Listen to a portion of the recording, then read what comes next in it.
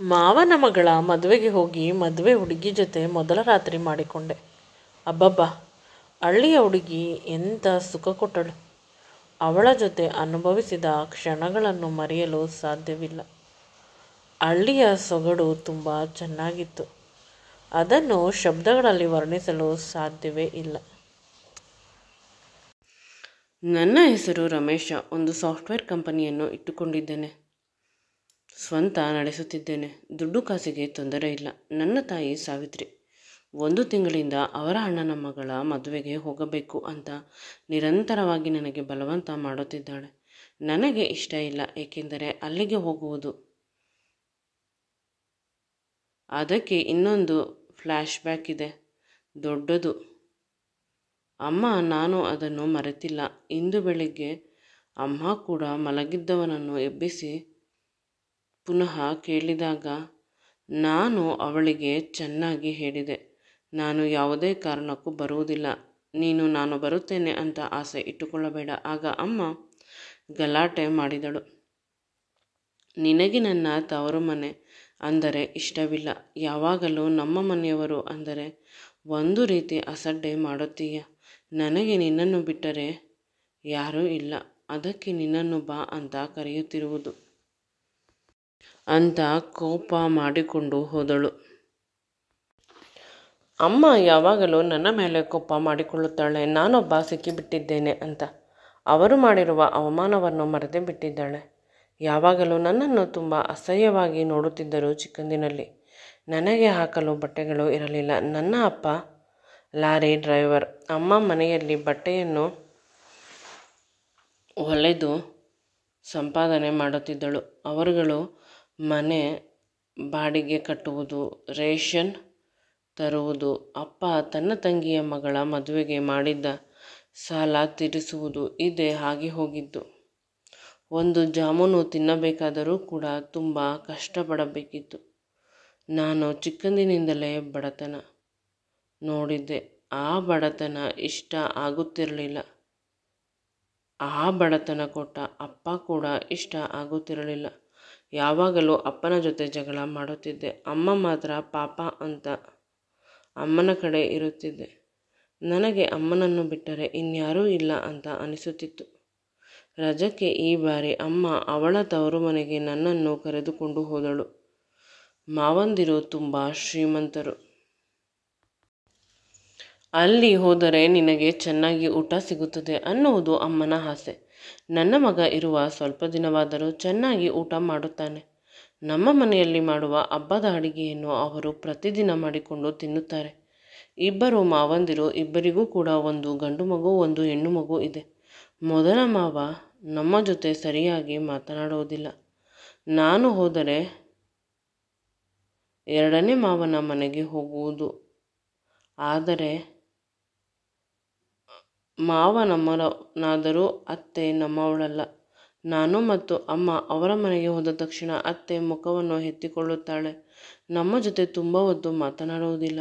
ನಾವೇನೋ ತಪ್ಪು ಮಾಡಿದ್ದೇವೆ ಅನ್ನುವ ರೀತಿ ವರ್ತಿಸುತ್ತಾಳೆ. ಆದರೂ ಅಮ್ಮ ಸಹಿಸಿಕೊಳ್ಳುತ್ತಾಳೆ. ಅಮ್ಮನ ಮನಸ್ಸಿನಲ್ಲಿ ಇರುವುದು ಒಂದೇ ಒಂದು, ನನ್ನ ಮಗನಿಗೆ ಸ್ವಲ್ಪ ದಿನವಾದರೂ ಒಳ್ಳೆಯ ಊಟ ಸಿಗುತ್ತದೆ. ಅದಕ್ಕಾಗಿ ಅವಳು ತುಂಬ ಅವಮಾನ ಸಹಿಸಿಕೊಳ್ಳುತ್ತಾಳೆ. ಅದರ ಜೊತೆಗೆ ಮಾವ ಊರಿಗೆ ಹೋಗಬೇಕಾದಾಗ ಒಂದು ಹೊಸ ಬಟ್ಟೆಯನ್ನು ನನಗೆ, ಅಮ್ಮನಿಗೆ ಒಂದು ಹೊಸ ಸೀರೆ ತೆಗೆದುಕೊಳ್ಳುತ್ತಾರೆ. ಇದರಿಂದ ಇಬ್ಬರು ಖುಷಿಪಡುತ್ತೇವೆ. ಈ ಬಾರಿ ಮೊದಲ ಮಾವ ಊಟಕ್ಕೆ ಕರೆದರು. ಊಟಕ್ಕೆ ಹೋದಾಗ ಅಲ್ಲಿ ಅವಮಾನವಾಯಿತು. ಅತ್ತೆ ಕೆಲಸದವರು ತಿನ್ನುವ ತಟ್ಟೆಯಲ್ಲಿ ನಮಗೆ ಊಟ ಕೊಟ್ಟರು. ಅನ್ನ ಅಲಸಿ ಹೋಗಿತ್ತು, ಸಾರು ಕೂಡ ತಂಗಳು. ಇದರಿಂದ ನನಗೆ ಬೇಸರವಾಗಿ ಊಟದಿಂದ ಎದ್ದು ಹೊರಟು ಹೋಗುತ್ತಿದ್ದೆ. ಆಗ ನನ್ನ ಮಾವ ಮತ್ತು ಮಾವನ ಮಗಳು, ನಿಮಗೆ ನಿಮ್ಮ ಮನೆಯಲ್ಲಿ ತಿನ್ನುವ ಯೋಗ್ಯತೆ ಇಲ್ಲ. ಇಷ್ಟು ದೊಡ್ಡ ಮನೆಯಲ್ಲಿ ನಿಮ್ಮನ್ನು ಕೂರಿಸಿ ಊಟ ಹಾಕಿದರೆ ಎದ್ದು ಹೋಗುತ್ತೀಯಾ? ನಾಯಿಯನ್ನು ಸಿಂಹಾಸನದ ಮೇಲೆ ಕರೆದುಕೊಂಡು ಬಂದರೂ ಅದು ಅದೇ ರೀತಿ ಏನನ್ನೋ ತಿನ್ನಲು ಹೋಗುತ್ತದೆ. ನೀನು ಅದೇ ರೀತಿ ಅಂತ ಅವಳು ಚೆನ್ನಾಗಿ ಬೈದಾಗ ನನಗೆ ದುಃಖವಾಯಿತು. ನಾನು ಪುನಃ ಅಜ್ಜಿಯ ಜೊತೆ ಹೋದೆ. ನನ್ನ ಅಜ್ಜಿಗೆ ನೋವು ಮಾಡಬೇಡಿ ಅಂತ ಏಕೆಂದರೆ ನನಗೆ ಮತ್ತು ಅಮ್ಮನಿಗೆ ನೋವು ಮಾಡಿದರೆ ನನ್ನ ಅಮ್ಮನ ಅಮ್ಮ ನನ್ನ ಅಜ್ಜಿಗೆ ತುಂಬ ನೋವಾಗುತ್ತದೆ. ಅಜ್ಜಿಯ ಬಲವಂತಕ್ಕೆ ನಮ್ಮನ್ನು ಊಟಕ್ಕೆ ಕರೆದಿದ್ದರು. ಆದರೆ ಅವರ ಇಷ್ಟಕ್ಕೆ ತಕ್ಕಂತೆ ತಂಗಳು ಅಲಸಿದ ಅನ್ನ ಊಟವನ್ನು ಬಳಸಿದರು. ಏಕೆಂದರೆ ಅವರಿಗೆ ನಾವೆಂದರೆ ಇಷ್ಟವಿಲ್ಲ. ಮಾವ ಮತ್ತು ಮಾವನ ಮಗಳು ಕೇಕೆ ಹಾಕುತ್ತಿದ್ದರು. ನನಗೆ ದುಃಖ ತಡೆಯಲು ಸಾಧ್ಯವಾಗದೆ ನಾನು ಹೇಳಿದೆ, ನಾನು ದೊಡ್ಡವನಾದ ಮೇಲೆ ಒಂದು ದೊಡ್ಡ ಕೆಲಸಕ್ಕೆ ಸೇರುತ್ತೇನೆ. ಅಮ್ಮನನ್ನು ಸಾಕುತ್ತೇನೆ. ನಿಮಗೆಲ್ಲ ಸರಿಯಾಗಿ ಮಾಡುತ್ತೇನೆ. ನೀವುಗಳು ನನ್ನ ಕಾಲು ಹಿಡಿದುಕೊಳ್ಳಬೇಕು ಅಂತ ಮಾವನಿಗೆ ಹೇಳಿದಾಗ ಮಾವನ ಮಗಳು ನನ್ನ ಮುಖದ ಮೇಲೆ ಹೋಗಿದ್ದಳು. ನನ್ನ ಅಪ್ಪನ ಸ್ಥಾನ ಏನು? ನೀನು ಯಾರು? ನೀನು ಬಂದು ನನ್ನ ಅಪ್ಪನಿಗೆ ಈ ರೀತಿ ಹೇಳುವುದು ಸರಿಯೇ? ಒಂದು ಧೂಳಿನ ಕಣಕ್ಕೆ ಸಮ ನೀನು ಅಂತ ಚೆನ್ನಾಗಿ ಅವಳು ಬೈದಳು. ಮಾವನ ಮಗಳು ರಶ್ಮಿ ದಪ್ಪಗೆ ಇದ್ದಳು. ಅವಳನ್ನು ನೋಡಿ ನನಗೆ ಬೇಸರವಾಯಿತು. ನನ್ನ ಮುಖದ ಮೇಲೆ ಹೋಗಿದೆ ಅಲ್ಲವೇ? ದೊಡ್ಡವಳಾದ ಮೇಲೆ ನೀನೇ ನನ್ನ ಕೆನ್ನೆಗೆ ನನ್ನ ತುಟಿಗೆ ಮುತ್ತು ಕೊಡಬೇಕು. ಆ ರೀತಿ ಮಾಡಿಲ್ಲವಾದರೆ ನನ್ನ ಹೆಸರು ಬದಲಾಯಿಸುತ್ತೇನೆ ಅಂತ ಕೇಕೆ ಹಾಕುತ್ತಳು. ನಾನು ಹೊರಗೆ ಬಂದೆ. ಏಕೆಂದರೆ ನನಗೆ ತಿಳಿದಿತ್ತು ನಾನು ಮುಂದೆ ದೊಡ್ಡ ಮನುಷ್ಯನಾಗುತ್ತೇನೆ ಅಂತ. ಇವರ ದುರಹಂಕಾರವನ್ನು ಮುರಿಯುತ್ತೇನೆ. ಅಮ್ಮ ಇದನ್ನೆಲ್ಲ ಮೂಕವಿಸ್ಮಿತಳಾಗಿ ನೋಡುತ್ತಿದ್ದಳು. ಇನ್ನೂ ಅವಳಿಗೆ ತವರು ಮನೆ ಆಸೆ ಮುಗಿದು ಹೋಯಿತು. ನಾನು ಹೋಗುತ್ತಿರಲಿಲ್ಲ. ಆದರೂ ಅವಳೊಬ್ಬಳೇ ಹೋಗುತ್ತಿದ್ದಳು, ಅವಮಾನ ಮಾಡಿಸಿಕೊಳ್ಳಲು. ಪ್ರತಿ ಸಲ ಅಮ್ಮ ಅವಮಾನ ಮಾಡಿಸಿಕೊಂಡು ಬರುತ್ತಿದ್ದಳು. ಆದರೆ ನಾನು ಅದರ ಹೊಣೆ ತೆಗೆದುಕೊಳ್ಳುತ್ತಿರಲಿಲ್ಲ. ಏಕೆಂದರೆ ನನಗೆ ಏನಾದರೂ ಹೇಳಿದರೆ ನಾನು ಮಾವಂದಿರನ್ನು ಅವರ ಮನೆಯವರನ್ನು ಚೆನ್ನಾಗಿ ಬೈಯುತ್ತೇನೆ ಅಂತ. ಅವರು ಏನೇ ಕಷ್ಟ ಕೊಟ್ಟರೂ ಕೂಡ ಅಮ್ಮ ಅವರನ್ನು ಬೈಯಲು ಬಿಡುತ್ತಿರಲಿಲ್ಲ. ಅವರು ನನ್ನ ತವರು ಮನೆ, ಅವರು ಏನೇ ಮಾಡಿದರೂ ನನಗೆ ಸ್ವಂತ ಅಂತ ನಾನು ಬೈದಾಗೆಲ್ಲ ಅಮ್ಮ ನನಗೆ ಹೇಳುತ್ತಿದ್ದಳು. ಇದರಿಂದ ಬೇಸತ್ತ ನಾನು ಹಗಲು ರಾತ್ರಿ ಚೆನ್ನಾಗಿ ಕೆಲಸ ಮಾಡಿ ಒಂದು ಸ್ವಂತ ಕಂಪನಿ ಇಟ್ಟಿದ್ದೇನೆ. ಆ ಕಂಪನಿಯಿಂದ ನನಗೆ ಲೆಕ್ಕ ಇಲ್ಲದಷ್ಟು ದುಡ್ಡು ಬರುತ್ತದೆ. ನಾನು ತುಂಬ ಕಷ್ಟಪಟ್ಟು ಓದಿದ್ದೇನೆ. ಅಮ್ಮನ ಮುಖದಲ್ಲಿ ಖುಷಿ ನೋಡಬೇಕು. ಅವಳನ್ನು ದೊಡ್ಡ ಮನೆಯಲ್ಲಿ ಇಡಬೇಕು. ಮಾವನಿಗೆ ಸರಿಯಾಗಿ ಬುದ್ಧಿ ಕಲಿಸಬೇಕು ಅಂತ ನಾನು ಅಂದುಕೊಂಡಿದ್ದನ್ನು ಮಾಡಿದೆ. ಈಗ ನಾವು ಶ್ರೀಮಂತರು ಅಂತ ಅವರೇ ಮದುವೆಗೆ ನಮ್ಮ ಬಳಿ 10 ಲಕ್ಷ ಸಾಲ ತೆಗೆದುಕೊಂಡಿದ್ದಾರೆ. ಅಮ್ಮ ಹೇಳುತ್ತಾಳೆ, ಅವರಿಗೆ ಕೊಟ್ಟಿದ್ದ ದುಡ್ಡನ್ನು ಪುನಃ ಕೇಳಬೇಡ ಮಗುವೆ, ನನ್ನಾಣೆ ಅಂತ. ಅವಳಿಗಾಗಿ ನಾನು ದುಡ್ಡನ್ನು ತೆಗೆದುಕೊಳ್ಳುವುದಿಲ್ಲ. ಇನ್ನು ಮಕ್ಕಳು ಅದೇ ರೀತಿ. ಏನು ಅಪ್ಪ ಅಮ್ಮ ಅಂದರೆ ಜೀವ ಬಿಡಿಸಿಕೊಳ್ಳುತ್ತಾರೆ. ಆದರೆ ನೋವಾದರೂ ಏಕೆ ಪ್ರೀತಿಸಬೇಕು ಅಲ್ಲವೇ? ಇವುಗಳಿಂದ ನನಗೆ ಮುಕ್ತಿ ಬೇಕು. ಏಕೆಂದರೆ ನಾನು ಯಾವುದೇ ಕಾರಣಕ್ಕೂ ಮದುವೆಗೆ ಹೋಗುವುದಿಲ್ಲ. ಆಗ ಒಂದು ಆಲೋಚನೆ ಬಂತು. ಮದುವೆಗೆ ಹೋಗಿ ಮಾವನಿಗೆ ನಾನು ಎಷ್ಟು ಶ್ರೀಮಂತ ಅಂತ ತೋರಿಸಬೇಕು. ಅವರ ಎಲ್ಲ ಆಸ್ತಿಯನ್ನು ನಾನು ಚಿಟಿಕೆ ಹೊಡೆಯುವುದರೊಳಗೆ ಕೊಂಡುಕೊಳ್ಳುತ್ತೇನೆ ಅನ್ನುವಷ್ಟು ನಾನು ಶ್ರೀಮಂತ ಆಗಿದ್ದೇನೆ ಅಂತ ತೋರಿಸಬೇಕು ಅಂದುಕೊಂಡು ನಾನು ಅಮ್ಮನಿಗೆ ಹೇಳಿದೆ, ನಾನು ಮದುವೆಗೆ ಬರುತ್ತೇನೆ ಅಂತ. ಅಮ್ಮ ನನ್ನ ಕೆನ್ನೆಗಳನ್ನು ಗಟ್ಟಿಯಾಗಿ ಹಿಡಿದುಕೊಂಡಳು. ನೀನು ನಿಜವಾಗಲೂ ನನ್ನ ಮಗ. ನನ್ನ ಮರ್ಯಾದೆಯನ್ನು ಉಳಿಸಿದೆ. ನಿನ್ನ 2ನೇ ಮಾವನ ಮಗಳು ಸುಂದರಿ ತುಂಬ ಚೆನ್ನಾಗಿದ್ದಾಳೆ. ಅವಳನ್ನು ಸರಿಯಾಗಿ ನೋಡು. ನೀನು ಒಪ್ಪಿಕೊಂಡರೆ ಮದುವೆ ಬಗ್ಗೆ ನಾನು ಮಾತನಾಡುತ್ತೇನೆ ಅಂತ ಅಮ್ಮ ಹೇಳಿದಾಗ ಮನಸ್ಸಿನಲ್ಲಿ ಕೋಪ ಬಂದರೂ ಮೇಲೆ ತೋರಿಸಿಕೊಳ್ಳಲಿಲ್ಲ. ನಾನು ಇಷ್ಟೊಂದು ಸಂಪಾದನೆ ಮಾಡಿ ಆ ಮನೆಯ ಮೂದೇವಿಯನ್ನು ಏಕೆ ಕರೆದುಕೊಂಡು ಬರಲಿ? ಯಾವುದೇ ಕಾರಣಕ್ಕೂ ನಾನು ಕರೆದುಕೊಂಡು ಬರುವುದಿಲ್ಲ. ಈ ಮನೆ ನನ್ನದು, ಈ ಆಸ್ತಿಯೆಲ್ಲ ನನ್ನದು ಅಂತ ಮನಸ್ಸಿನಲ್ಲಿ ತುಂಬ ಪೊಸೆಸಿವ್ ಆಗಿ ಮಾತನಾಡಿದೆ. ಅಮ್ಮ ಜಾಸ್ತಿ ಮಾತನಾಡಿದರೆ ಅವಳನ್ನು ಅಲ್ಲಿ ಬಿಟ್ಟು ಬರುತ್ತೇನೆ. ನನಗೆ ಅವಳ ಜೊತೆ ಏಗಲು ಸಾಧ್ಯವಿಲ್ಲ. ಜೀವನ ತುಂಬ ಸುಂದರವಾಗಿ ನಡೆಯುತ್ತದೆ ಅಂತ ಅಂದುಕೊಂಡೆ. ಆದರೆ ಅಮ್ಮ ಇವರುಗಳನ್ನು ಮಧ್ಯ ತರುತ್ತಿದ್ದಾಳೆ. ಭಯದಲ್ಲೇ ನಾನು ನನ್ನ ಬಟ್ಟೆಗಳನ್ನು ಪ್ಯಾಕ್ ಮಾಡಿಕೊಂಡು ಅಮ್ಮನ ಜೊತೆ ಮದುವೆಗೆ ಹೋಗಲು ರೆಡಿಯಾದೆ. ಅಮ್ಮ ಅವರಿಗಾಗಿ ತುಂಬ ಉಡುಗೊರೆಗಳನ್ನು, ಹಣ್ಣು ಹಂಪಲುಗಳನ್ನು ತೆಗೆದುಕೊಂಡು ಮದುವೆ ಹುಡುಗಿಗೆ ಒಂದು ಚಿನ್ನದ ನೆಕ್ಲೆಸನ್ನು ತೆಗೆದುಕೊಂಡಳು. ಅದು ಸಾಕು ಅಂತ ಅಂದುಕೊಂಡರೆ ಅವರ ಅಣ್ಣಂದಿರಿಗೆ, ಅವರ ಹೆಣ್ಣು ಮಕ್ಕಳಿಗೆ ಎಲ್ಲರಿಗೂ ಚಿನ್ನದ ಉಡುಗೊರೆಗಳನ್ನು, ಬಟ್ಟೆಗಳನ್ನು ತೆಗೆದುಕೊಂಡಿದ್ದಾಳೆ. ಇವಳು ನಿಜವಾಗಲೂ ನನ್ನನ್ನು ಸಂಪೂರ್ಣವಾಗಿ ಮುಳುಗಿಸಿಬಿಡುತ್ತಾಳೆ ಅಂತ ಅನಿಸಿದರೂ ಕೂಡ ನಾನು ದುಡಿಯುವುದು ಅಮ್ಮನ ಖುಷಿಗಾಗಿ. ಅಮ್ಮ ಅವರಿಗೆಲ್ಲ ಕೊಡಬೇಕಾದಾಗ ಏನೋ ಒಂದು ಖುಷಿಯಿಂದ ಬೀಗುತ್ತಾಳೆ. ನಾನು ಅದನ್ನು ನೋಡಬೇಕು ಅಂತ ಖುಷಿಪಟ್ಟೆ. ದೇವರು ಕೊಟ್ಟಿದ್ದಾನೆ, ನಾನು ಕೊಟ್ಟಷ್ಟು ನನಗೆ ಬರುತ್ತದೆ ಹಿಂತಿರುಗಿ ಅಂತ ನಾನು ಅಂದುಕೊಂಡೆ. ಮದುವೆ ದಿನ ಹತ್ತಿರ ಬಂದೇ ಬಿಟ್ಟಿತು. ಚಪ್ಪರಕ್ಕೆ ಹೋಗಬೇಕು ಅಂದುಕೊಂಡು ಬಹಳ ಬೇಗ ರೆಡಿಯಾಗಿ ಅಮ್ಮನ ಊರು ಶಿವಪುರವನ್ನು ತಲುಪಿದೆವು. ಶಿವಪುರ ತುಂಬ ಸುಂದರವಾದ ಗ್ರಾಮ. ಅಲ್ಲಿ ಇರುವ ಶಿವನ ದೇವಸ್ಥಾನದಲ್ಲಿ ಕೇಳಿದ್ದೆಲ್ಲ ಈಡೇರುತ್ತದೆ. ಅಮ್ಮನ ಜೊತೆಯಲ್ಲಿ ನಾನು ಬಾಲ್ಯದಲ್ಲಿ ಪ್ರತಿದಿನ ಹೋಗಿ ನಾನು ಅಮ್ಮ ಅಳುತ್ತಿದ್ದೆವು. ಇಂದು ಕೂಡ ನಾನು ಮರೆಯದೆ ಆ ದೇವಸ್ಥಾನಕ್ಕೆ ಅಮ್ಮನನ್ನು ಕರೆದುಕೊಂಡು ಹೋದೆ. ಅಮ್ಮ ಆ ದೇವಸ್ಥಾನಕ್ಕೆ ಅಡ್ಡ ಬಿದ್ದಳು. ಈ ದೇವಸ್ಥಾನದಿಂದ, ಈ ಊರಿನಿಂದ ನಾನು ನನ್ನ ಊರಿಗೆ ಹಿಂದಿರುಗಬೇಕಾದಾಗ ನನಗೆ ನೆಮ್ಮದಿ ಬೇಕು ಭಗವಂತ, ನನಗೂ ಮತ್ತು ನನ್ನ ತಾಯಿಗೂ ಅಂತ ಕೇಳಿದ ತಕ್ಷಣ ದೇವರ ಬಲಭಾಗದಿಂದ ಪಟ್ಟಂತ ಹೂ ಬಿತ್ತು. ನನಗೆ ಆಶ್ಚರ್ಯವಾಯಿತು. ದೇವರಿಗೆ ಹೇಗೆ ತಿಳಿಯಿತು? ನಾನು ಅಂದಿದ್ದು ನಿಜವಾಗಲೂ ಇಲ್ಲಿ ಏನೋ ನಡೆಯುತ್ತಿದೆ ಇಲ್ಲಿ ಅಂತ ಅನಿಸಿದರೂ ಸಡನ್ನಾಗಿ ಮನಸ್ಸು ಬದಲಾಯಿತು. ಮಿಸ್ಸಾಗಿ ಬಿದ್ದಿರಬಹುದು ಅಂತ. ಆದರೆ ಅಮ್ಮ ಅದನ್ನು ತುಂಬ ಸೀರಿಯಸ್ ಆಗಿ ತೆಗೆದುಕೊಂಡು ಆ ಹೂವನ್ನು ಅವಳು ತಲೆಗೆ ಮುಡಿದುಕೊಂಡರೆ ನನಗೆ ಕಿವಿಯಲ್ಲಿ ಇಟ್ಟಳು. ನಾನು ಚಪ್ಪರಕ್ಕೆ ಬರುವುದಿಲ್ಲ, ಮದುವೆಗೆ ಬರುತ್ತೇನೆ ಅಂತ ಅಮ್ಮನನ್ನು ಚೌಲ್ಟ್ರಿಯ ಬಳಿ ಬಿಟ್ಟು ಬಂದೆ. ಅಮ್ಮನಿಗೆ ಬೇಸರವಾದರೂ ನಾನು ಇದ್ದರೆ ಮುಖ ಗಂಟಿ ಹಾಕಿಕೊಂಡು ಇರುತ್ತೇನೆ ಅಂತ ಅವಳು ಸುಮ್ಮನಾದಳು. ನಾನು ರೆಸಾರ್ಟಲ್ಲಿ ರೂಮನ್ನು ಬುಕ್ ಮಾಡಿದ್ದೆ. ಎಂಜಾಯ್ ಮಾಡುತ್ತಿದ್ದೆ. ಒಂದು ಕ್ಷಣ ಅನಿಸಿತು, ನಾನು ಕೂಡ ಮದುವೆಯಲ್ಲಿ ಇದ್ದರೆ ರಾಯಲ್ ಆಗಿ ಇರಬಹುದು. ರೆಸಾರ್ಟ್ಗಳಿಗೆ ಯಾವಾಗಲೂ ಹೋಗುತ್ತೇನೆ, ಆದರೆ ಮದುವೆಗೆ ಇದೇ ಮೊದಲ ಬಾರಿ ಬಂದಿದ್ದು. ತುಂಬ ವರ್ಷಗಳಾಗಿದೆ. ಅವರ ಮಕ್ಕಳನ್ನು ನೋಡಿ ಅಜ್ಜಿಯನ್ನು ನೋಡಬೇಕು ಅಂದ ತಕ್ಷಣ ಕಣ್ಣೀರು ಬಂತು. ಏಕೆಂದರೆ ನನ್ನ ಅಜ್ಜಿ ಅವರಿಗೆ ತಿನ್ನಲು ಕೊಟ್ಟಿದ್ದನ್ನು ಬಚ್ಚಿಟ್ಟುಕೊಂಡು ನನಗೆ ಕೊಡುತ್ತಿದ್ದರು. ನೀನು ತಿನ್ನು ಮಗು, ನೀನು ಚೆನ್ನಾಗಿರು ಅಂತ. ಅವರು ಋಣವನ್ನು ತೀರಿಸಬೇಕು. ಮತ್ತೆ ಬಟ್ಟೆಯನ್ನು ಹಾಕಿಕೊಂಡು ನಾನು ಚೌಲ್ಟ್ರಿಯ ಕಡೆ ನಡೆದೆ. ಸ್ವಲ್ಪ ಮುಜುಗರವಿತ್ತು. ಎಲ್ಲವನ್ನು ಮೇಂಟೈನ್ ಮಾಡುತ್ತೇನೆ ಅನ್ನುವ ನಂಬಿಕೆ ಇತ್ತು. ಒಳಗೆ ಹೋದಾಗ ಅಮ್ಮ ನನ್ನನ್ನು ಗಟ್ಟಿಯಾಗಿ ತಬ್ಬಿಕೊಂಡು ಎಲ್ಲರಿಗೂ ಪರಿಚಯ ಮಾಡಿಸಿಕೊಟ್ಟಳು. ಇವನು ನನ್ನ ಮಗ, ಎಷ್ಟು ದೊಡ್ಡವನಾಗಿದ್ದಾನೆ ನೋಡಿ ಅಂತ. ಪ್ರತಿಯೊಬ್ಬರು ನನ್ನನ್ನು ತುಂಬ ಪ್ರೀತಿ ಮರ್ಯಾದೆಯಿಂದ ಮಾತನಾಡಿಸಿದರು. ಭವಿಷ್ಯ, ನನ್ನ ಅಸ್ತಿತ್ವದಿಂದ, ನಾನು ಸಂಪಾದನೆ ಮಾಡಿಕೊಂಡ ಹೆಸರಿನಿಂದ ಎಲ್ಲರೂ ನನಗೆ ಮರ್ಯಾದೆ ಕೊಡುತ್ತಿದ್ದಾರೆ. ಈಗ ನಾನು ಇಂಡಿಯಾದಲ್ಲೇ ಒಬ್ಬ ಒಳ್ಳೆಯ ಸಾಫ್ಟ್ವೇರ್ ಕಂಪನಿಯನ್ನು ಇಟ್ಟಿರುವವನಾಗಿದ್ದೇನೆ. ತಿಂಗಳಿಗೆ ಕೋಟಿಗಟ್ಟಲೆ ದುಡ್ಡು ಬರುತ್ತದೆ. ಇದರಿಂದ ಪ್ರತಿಯೊಬ್ಬರು ಎದ್ದು ನನಗೆ ನಮಸ್ಕಾರ ಮಾಡಿದರು. ನನಗೆ ಶಾಲನ್ನು ಹೊದಿಸಿದರು. ಆದರೆ ರಿಸೆಪ್ಷನ್ ಮುಗಿದು ಹೋಗಿತ್ತು. ಆಗ ಅಮ್ಮ ಹೇಳಿದರು, ಹುಡುಗಿಯ ಆರೋಗ್ಯ ಸರಿ ಇರಲಿಲ್ಲ, ಅವಳು ರೆಸ್ಟ್ ಮಾಡಲು ಹೋದಳು. ಮದುವೆ ಆದ ಮೇಲೆ ರಿಸೆಪ್ಷನ್ ಅಂತ ಸ್ವಲ್ಪ ಹೊತ್ತು ನಿಲ್ಲಿಸುತ್ತಾರಂತೆ ನಾಳೆ. ಸರಿ, ನೀನು ಊಟ ಮಾಡು ಅಂದಾಗ ಅಮ್ಮ ಗಿಫ್ಟನ್ನು ಕೊಟ್ಟು ಬಿಡೋಣ ಅಂದಾಗ ನಮ್ಮ ಮಾವ ಅಂದರು, ನೀವಿಬ್ಬರು ತೆಗೆದುಕೊಂಡು ಹೋಗಿ ನಿನ್ನ ಸೊಸೆಗೆ ಕೊಡು ಅಂತ. ನಾನು ಬರುವುದಿಲ್ಲ ಅಂದರು. ಅಮ್ಮ ನನ್ನನ್ನು ಎಳೆದುಕೊಂಡು ಹೋದಳು.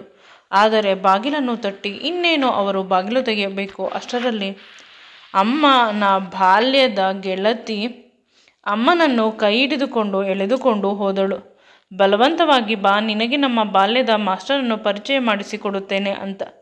ಅಮ್ಮ ಅಂದಾಗ ನೀನು ಕೊಡುತ್ತಾ ಇರು, ನಾನು ಬರುತ್ತೇನೆ ಅಂತ ಹೋದಳು. ಅಷ್ಟರಲ್ಲಿ ಮದುವೆ ಹುಡುಗಿ ಬಾಗಿಲನ್ನು ತೆಗೆದಳು. ಅವಳನ್ನು ನೋಡಿ ನಾನು ಮೂಕ ವಿಸ್ಮಿತನಾದೆ. ನಿಜವಾಗಲೂ ನನ್ನ ಎದೆ ಹೊಡೆದು ಹೋಯಿತು. ಎಂಥ ಸೌಂದರ್ಯ ಅವಳದು! ನನ್ನ ಮಾವನ ಮಗಳು ಇಷ್ಟೊಂದು ಸುಂದರ ಯುವತಿಯಾಗಿದ್ದಾಳೆ ಅಂದಿದ್ದರೆ ನಾನೇ ಮದುವೆಯಾಗಿ ಬಿಡುತ್ತಿದ್ದೆ. ಎಂತಹ ಸೌಂದರ್ಯ ರಾಶಿ! ದೇವತೆಯ ರೀತಿ ದೇವರ ರೂಪ ಅವಳದು. ಬಿಟ್ಟ ಕಣ್ಣು ಬಿಟ್ಟಂತೆ ನೋಡುತ್ತಿದ್ದೆ. ಆಗ ಅವಳು, ನೀವು ಯಾರು ಅಂತ ಗೊತ್ತಾಗಿಲ್ಲ ಅಂತ ಕೇಳಿದಳು. ಆಗ ರಮೇಶ ನಿಮ್ಮ ಅತ್ತೆ ಮಗ ಅಂತ ಹೇಳಿದ ತಕ್ಷಣ ಅವಳು ನನ್ನ ಕೈಯನ್ನು ಹಿಡಿದುಕೊಂಡು ರೂಮಿನ ಒಳಗೆ ಅಲ್ಲೇ ಇದ್ದ ಸೋಫಾದ ಮೇಲೆ ಕೂರಿಸಿದಳು. ಅವಳು ಸ್ವಲ್ಪ ದೂರದಲ್ಲಿ ಇದ್ದ ಚೇರ್ನಲ್ಲಿ ಕುಳಿತು, ನನ್ನ ಬಾಲ್ಯದ ಗೆಳೆಯ, ನನ್ನ ಸೋಲ್ಮೇಟ್, ಒಂದು ಸಮಯದಲ್ಲಿ ನನಗೆ ನೀನೆಂದರೆ ತುಂಬ ಇಷ್ಟ ಇತ್ತು. ನಿನ್ನನ್ನು ನಾನು ಪ್ರೀತಿ ಮಾಡುತ್ತಿದ್ದೆ ಅಂತ ನಿನಗೂ ಗೊತ್ತಿತ್ತು ಅಲ್ಲವೇ? ಆಗ ರಮೇಶ ಕಕ್ಕಾಬಿಕ್ಕಿಯಾದನು. ಚಿಕ್ಕಂದಿನ ಪ್ರೀತಿ ಇನ್ನೂ ಇರುತ್ತದೆಯೇ ಅಂದಾಗ ಅವಳು ಅವಳ ತೋಳಿನಲ್ಲಿದ್ದ ಬ್ಲೌಸನ್ನು ಸ್ವಲ್ಪ ಮೇಲೆ ತಳ್ಳಿ ರಮೇಶನ ಹೆಸರು ಇದ್ದಿದ್ದನ್ನು ತೋರಿಸಿದಳು. ಇದನ್ನು ನಾನು ನನ್ನ ಮೊದಲ ರಾತ್ರಿಯಲ್ಲಿ ನನ್ನ ಗಂಡನಿಗೆ ಹೇಗೆ ತೋರಿಸಲಿ? ನಿನ್ನ ಹೆಸರು ಇದೆ ಅಂದಾಗ ಅವನು ಆಶ್ಚರ್ಯದಿಂದ, ಚಿಕ್ಕಂದಿನಲ್ಲಿ ತಮಾಷೆಗೆ ಆಡುತ್ತಿದ್ದೆವು, ನಿಜವಾಗಲೂ ನೀನು ಸೀರಿಯಸ್ ಆಗಿ ನನ್ನನ್ನು ಪ್ರೀತಿ ಮಾಡಿದ್ದೀಯಾ ಅಂತ ಅವಳನ್ನು ನೋಡಿದಾಗ ಅವಳು ತುಂಬ ಕೋಪದಿಂದ ಇವನನ್ನು ನೋಡುತ್ತಾಳೆ. ಅವಳ ಕಣ್ಣುಗಳಲ್ಲಿ ಸಾಗರದಷ್ಟು ಪ್ರೇಮ ಇವನ ಮೇಲೆ ಇರುತ್ತದೆ. ನಿಜವಾಗಲೂ ಇವನ ಎದೆ ಬಡಿತ ಜಾಸ್ತಿ ಆಗುತ್ತದೆ. ಇವನ ಆತ್ಮ ಕೂಗಿ ಕೂಗಿ ಹೇಳುತ್ತದೆ, ಇವಳೇ ನಿನ್ನ ಸೋಲ್ಮೇಟ್, ಇವಳೇ ನಿನ್ನ ಹೆಂಡತಿ, ಇವಳೇ ನಿನ್ನ ಹುಡುಗಿ, ಇವಳನ್ನು ಹೀಗೆ ಬಿಟ್ಟರೆ ನಿನಗೆ ಮತ್ತೆ ಸಿಗುವುದಿಲ್ಲ ಅಂತ ಪದೇ ಪದೇ ನೆನಪು ಮಾಡುತ್ತಿದೆ. ಅಪ್ಪನಿಗೆ ತುಂಬ ಹೇಳಿದೆ, ಮದುವೆ ಆದರೆ ನಿನ್ನನ್ನೇ ಮದುವೆ ಆಗೋದು ಅಂತ. ಆದರೆ ಅವರು ಚಿಕ್ಕಂದಿನಲ್ಲಿ ನಿನಗೆ ತುಂಬ ನೋವು ಮಾಡಿದ್ದಾರೆ. ಈಗ ನೀನು ಮದುವೆಗೆ ಒಪ್ಪುವುದಿಲ್ಲ ಅಂತ ಹೇಳಿದರು. ನಿನ್ನ ಮನೆಯನ್ನು ಹುಡುಕಿಕೊಂಡು ಬಂದಿದ್ದೆ, ಆದರೆ ಮನೆ ಅಡ್ರೆಸ್ ಸಿಕ್ಕಿಲ್ಲ. ಇವನಿಗೆ ಆಶ್ಚರ್ಯವಾಗುತ್ತದೆ, ಈಗಲೂ ನನ್ನನ್ನು ಪ್ರೀತಿಸುತ್ತೀಯಾ ಅಂತ ರಮೇಶ ಅವಳನ್ನು ಕೇಳಿದಾಗ ಅವಳು ಹೌದು ಅಂತ ತಲೆ ಅಲ್ಲಾಡಿಸುತ್ತಾಳೆ. ಮದುವೆಯನ್ನು ಹಾಗಾದರೆ ನಿಲ್ಲಿಸಲ್ಲ ಅಂತ ರಮೇಶ ಕೇಳಿದಾಗ ಅವಳು ಆಯಿತು ಅಂತ ಒಪ್ಪಿಕೊಳ್ಳುತ್ತಾಳೆ. ರಮೇಶನಿಗೆ ಎದೆಬಡಿತ ಜಾಸ್ತಿ ಆಗುತ್ತದೆ, ಏಕೆಂದರೆ ಅವನು ಅವನ ಅಮ್ಮನನ್ನು ಕೇಳಿಲ್ಲ. ಅಮ್ಮ ಏನಾದರೂ ಹೇಳಿದರೆ ಸರಿ ಇರುತ್ತಿತ್ತು, ಆದರೆ ಅಮ್ಮ ಒಪ್ಪಿಕೊಳ್ಳುತ್ತಾಳೆ. ಅಮ್ಮನಿಗೂ ಇಷ್ಟ, ಅವಳ ಅಣ್ಣನ ಮಗಳು ನಮ್ಮ ಮನೆಯ ಸೊಸೆಯಾಗುವುದು, ಮತ್ತು ನಾನೇ ಇಷ್ಟೊಂದು ದೂರ ಇದ್ದೇನೆ ಅಂತ ಅವನು ಯೋಚಿಸುತ್ತಾ ಇರಬೇಕಾದಾಗ ಸಡನ್ನಾಗಿ ಅವಳ ಕೈಯ ಮೇಲೆ ಜಿರಳೆ ಬೀಳುತ್ತದೆ.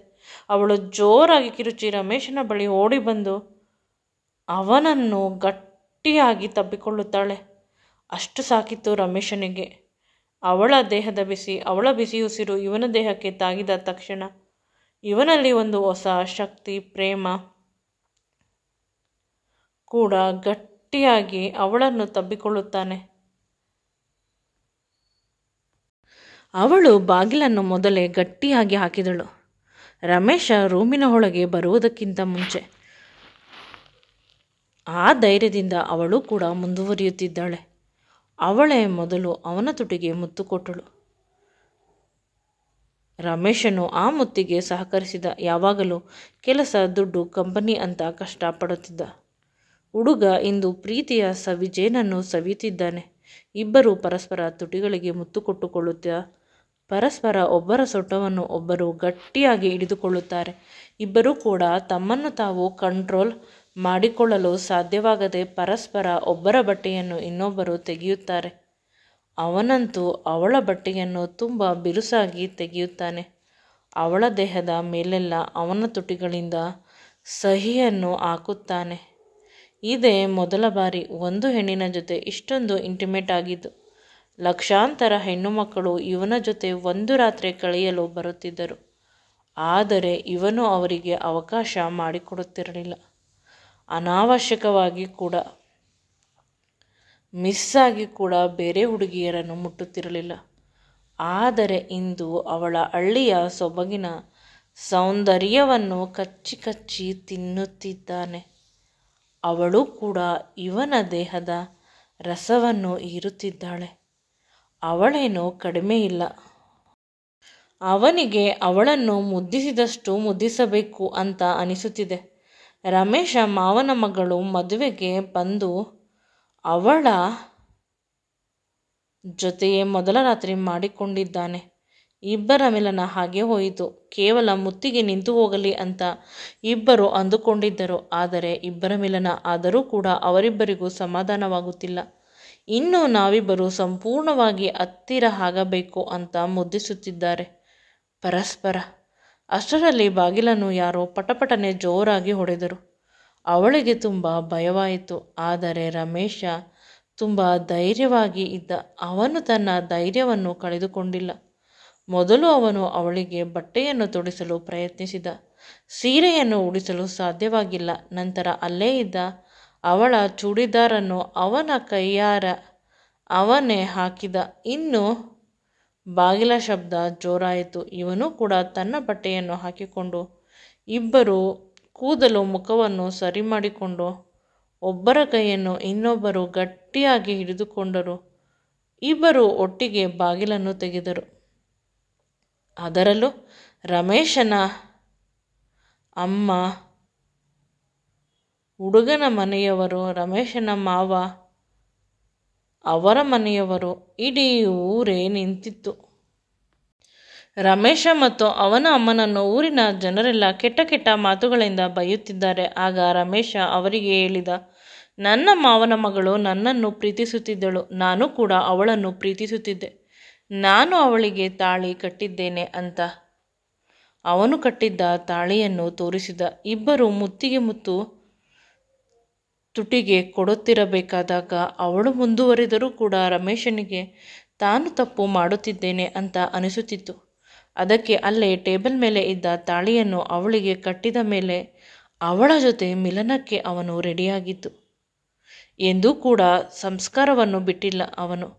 ಅಷ್ಟರಲ್ಲಿ ಮದುವೆ ಹುಡುಗ ಬಂದು ರಮೇಶನ ಕತ್ತಿನ ಕುತ್ತಿಗೆ ಪಟ್ಟಿ ಹಿಡಿದುಕೊಂಡ. ರಮೇಶನ ಅಮ್ಮ ಭಯದಿಂದ ಇದ್ದಳು. ರಮೇಶನ ಮಾವ ರಮೇಶನ ಬಳಿ ಬಂದು ತುಂಬ ಕೋಪದಿಂದ ಮಗಳನ್ನು ಮತ್ತು ರಮೇಶನನ್ನು ನೋಡುತ್ತಿದ್ದರು. ಸಡನ್ ಆಗಿ ಕೇಳಿದ, ನಿನಗೆ ನಿಜವಾಗಲೂ ನನ್ನ ಮಗಳು ಇಷ್ಟವಾ ಅಂತ. ಅವನು ಅದೇ ರೀತಿ ಹೇಳಿದ, ನನಗೆ ಚಿಕ್ಕಂದಿನಿಂದ ತುಂಬ ಇಷ್ಟ ಅಂತ. ಮಗಳನ್ನು ಕೇಳಿದಾಗ ಅವಳು ಅದೇ ರೀತಿ ಹೇಳಿದಳು. ರಮೇಶನನ್ನು ಬಿಟ್ಟು ಯಾರನ್ನು ಮದುವೆ ಆಗಿದ್ದರೂ ಕೂಡ ನಾನು ಅಲ್ಲಿ ತುಂಬ ದಿನ ಇರುತ್ತಿರಲಿಲ್ಲ ಅಪ್ಪ. ನಿನ್ನ ಬಳಿ ಬಂದು ಬಿಡುತ್ತಿದ್ದೆ. ನನ್ನ ಮೊದಲ ಮತ್ತು ಕೊನೆಯ ಪ್ರೀತಿ ರಮೇಶ ಅಷ್ಟೇ ಅಂತ ಅವಳು ತುಂಬ ಕಾನ್ಫಿಡೆಂಟ್ ಆಗಿ ಹೇಳಿದಳು. ನಂತರ ರಮೇಶನ ಮಾವ ಮದುವೆ ಹುಡುಗ ಹಿಡಿದುಕೊಂಡಿದ್ದ ರಮೇಶನ ಕುತ್ತಿಗೆ ಪಟ್ಟಿಯನ್ನು ಬಿಡಿಸಿದ. ಅಳಿಯಂದ್ರೆ, ನೀವು ಯೋಚನೆ ಮಾಡಬೇಡಿ, ಇವರಿಬ್ಬರಿಗೂ ಸರಿಯಾಗಿ ನಾನು ಮಾಡ್ತೀನಿ ಅಂತ ಹೇಳಿ ರಮೇಶ ಮತ್ತು ತನ್ನ ಮಗಳ ಕೈಯನ್ನು ಒಬ್ಬರ ಕೈಯ ಮೇಲೆ ಇನ್ನೊಬ್ಬರ ಕೈ ಇರಿಸಿ, ಈ ಕೈಗಳು ಶಾಶ್ವತವಾಗಿ ಇದೇ ರೀತಿ ಇರಬೇಕು. ನಾನು ಚಿಕ್ಕಂದಿನಲ್ಲಿ ನಿನಗೆ ಸಹಾಯ ಮಾಡಿಲ್ಲ, ಆದರೆ ಈ ಜ್ಞಾನದಿಂದ ಐಶ್ವರ್ಯದಿಂದ ಕೂಡಿರುವ ನನ್ನ ಮನೆಯ ಲಕ್ಷ್ಮಿಯನ್ನು ನಿನ್ನ ಬದುಕನ್ನು ಬಂಗಾರ ಮಾಡಲು ಕಳಿಸುತ್ತಿದ್ದೇನೆ. ಇವಳನ್ನು ಜೋಪಾನವಾಗಿ ನೋಡಿಕೊ ಅಂತ ರಮೇಶನ ಮಾವ ಅಳುತ್ತಾ ರಮೇಶನಿಗೆ ಹೇಳಿದ. ಅಲ್ಲಿದ್ದ ಜನರೆಲ್ಲ ನಿಶಬ್ದವಾದರೂ ರಮೇಶನ ಅಮ್ಮನಿಗೆ ಏನು ಆಗುತ್ತಿದೆ ಇಲ್ಲಿ ಅಂತ ತಿಳಿಯುತ್ತಿಲ್ಲ. ನನ್ನ ಅಣ್ಣ ಎಷ್ಟು ಬೇಗ ಒಪ್ಪಿಕೊಂಡ, ಅದೇಗೆ ಅಂತ ಅರ್ಥವಾಗುತ್ತಿಲ್ಲ ಅವಳಿಗೆ. ರಮೇಶ ಮತ್ತು ರಮೇಶನ ಮಾವನ ಮಗಳು ಗಟ್ಟಿಯಾಗಿ ಒಬ್ಬರ ಕೈಯನ್ನು ಒಬ್ಬರು ಹಿಡಿದುಕೊಂಡರು. ರಮೇಶನ ಮಾವ ಹೇಳುತ್ತಾನೆ, ಮದುವೆಗೆ ನೀವು ವರದಕ್ಷಿಣೆ ಕೇಳಿದ್ದೀರಿ, ಆಸ್ತಿಪತ್ರ ತಾಳಿ ಕಟ್ಟಬೇಕಾದರೆ ಸಹಿ ಮಾಡಿಕೊಡಬೇಕು ಅಂತ ಹೇಳಿದ್ದೀರಿ.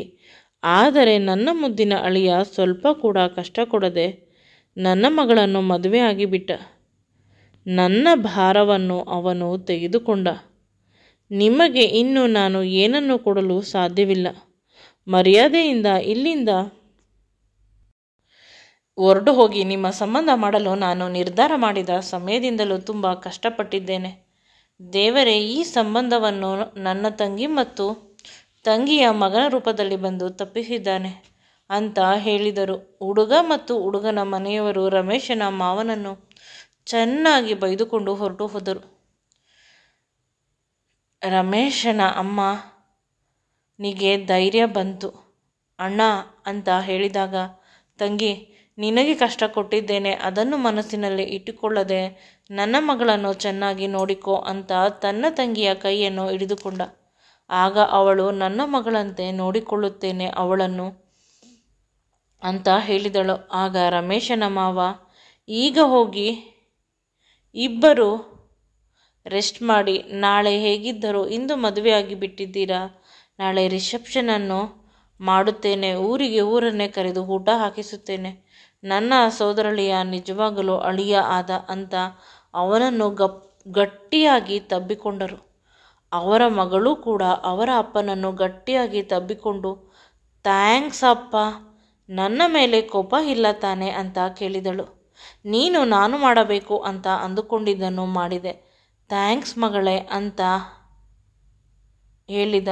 ನನ್ನ ತಂಗಿ ಇನ್ನು ಶಾಶ್ವತವಾಗಿ ನನ್ನ ಜೊತೆ ಇರುತ್ತಾಳೆ. ರಮೇಶನ ಮಾವ ಅಲ್ಲಿ ಇದ್ದವರೆಲ್ಲ ಖುಷಿಪಟ್ಟರೆ ಹೊರತು ಯಾರೂ ಕೂಡ ಬೇಸರ ಮಾಡಿಕೊಂಡಿಲ್ಲ. ಈಗ ಊರಿನ ಜನರು ಬದಲಾಗಿ ಬಿಟ್ಟಿದ್ದಾರೆ. ರಮೇಶನನ್ನು ಅಳಿಮಯ್ಯ ಅಂತ ಒಪ್ಪಿಕೊಂಡರು. ರಮೇಶ ಮತ್ತು ರಮೇಶನ ಮಾವನ ಮಗಳು ತುಂಬ ಖುಷಿಪಟ್ಟರು. ಅವರು ಅಂದುಕೊಂಡಿರಲಿಲ್ಲ ತಮ್ಮ ನಿರ್ಧಾರದಿಂದ ಏನಾದರೂ ಕೆಟ್ಟದ್ದು ಆಗುತ್ತದೆ ಅಂತ ಅವರು ಅಂದುಕೊಂಡಿದ್ದರು. ಆದರೆ ರಮೇಶನ ಮಾವ ತುಂಬ ಚೆನ್ನಾಗಿ ಹ್ಯಾಂಡಲ್ ಮಾಡಿದರು. ರಮೇಶನ ಮಾವನ ಮಗಳು ಯಾರನ್ನೋ ಮದುವೆ ಆಗಬೇಕಿತ್ತು. ಆದರೆ ರಮೇಶ ರೆಸಾರ್ಟ್ನಲ್ಲಿ ಇದ್ದವನು ರಿಸೆಪ್ಷನ್ ಮುಗಿದ ಮೇಲೆ ಬಂದರೂ ಕೂಡ ಹುಡುಗಿ ಅವನಿಗೆ ಸಿಕ್ಕಿದಳು. ಮದುವೆಗೆ ಬಂದವನು ಮದುವೆಯ ಹುಡುಗಿ ಜೊತೆಯೇ ಮೊದಲ ರಾತ್ರಿ ಮಾಡಿದ. ಅವನು ಪುನಃ ಅವಳನ್ನು ಮಾದಕವಾದ ಕಣ್ಣುಗಳಿಂದ ನೋಡುತ್ತಾ ಇನ್ನೊಂದು ಬಾರಿ ಅಂತ ಸನ್ನೆ ಮಾಡಿದ. ಇಬ್ಬರು ರೂಮಿಗೆ ಹೋಗಿ ಬಾಗಿಲನ್ನು ಗಟ್ಟಿಯಾಗಿ ಹಾಕಿಕೊಂಡರು. ಗಟ್ಟಿಯಾಗಿ ತಬ್ಬಿಕೊಂಡರು.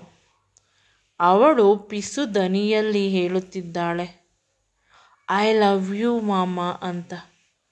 ಅವನು ಕೂಡ ಲವ್ ಯು ಟು ಅಂತ ಹೇಳಿ ಅವಳ ಕೆನ್ನೆಯನ್ನು ತುಂಬ ಮೃದುವಾಗಿ ಕಚ್ಚಿದ. ಮುಂದೆ ಈ ವಿಡಿಯೋ ನಿಮಗೆ ಇಷ್ಟವಾಗಿದ್ದಲ್ಲಿ ನನ್ನ ಚಾನಲನ್ನು ಲೈಕ್ ಮಾಡಿ, ಶೇರ್ ಮಾಡಿ ಮತ್ತು ಸಬ್ಸ್ಕ್ರೈಬ್ ಮಾಡಿ. Thanks for watching and keep supporting me always.